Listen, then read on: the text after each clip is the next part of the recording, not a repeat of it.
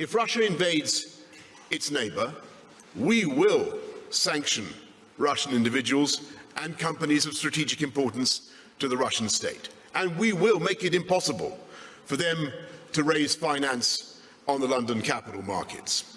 And we will open up the matryoshka dolls of Russian-owned companies and Russian-owned entities to find the ultimate beneficiaries within.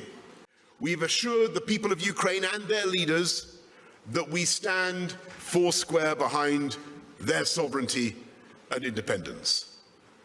How hollow, how meaningless, how insulting those words would seem if, at the very moment when their sovereignty and independence is imperiled, we simply look away. If Ukraine is invaded, the shock will echo around the world. And those echoes will be heard in East Asia, they will be heard in Taiwan. When I spoke to the Prime Ministers of Japan and Australia this week, they left me in no doubt that the economic and political shocks will be felt on the far side of the world. So let me be clear about the risk.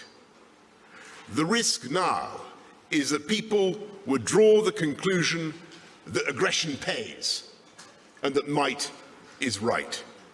So we should not underestimate the gravity of this moment and what is at stake. Britain will always stand up for freedom and democracy around the world. And when I say that our commitment to European security is immovable and unconditional, our deeds show that we mean our words. Whatever happens in the next few days and weeks, we cannot allow European countries to be blackmailed by Russia. We cannot allow the threat of Russian aggression to change the security architecture of Europe. We cannot permit a new Yalta, a new division of our continent into spheres of influence. And we must now wean ourselves off dependence on Putin's oil and gas. After a generation of freedom, we're now staring at a generation of bloodshed and misery. I believe that Russia would have absolutely nothing to gain from this catastrophic venture and everything to lose. And while there is still time, I urge the Kremlin to de-escalate, to disengage its forces from the frontier and to renew our dialogue.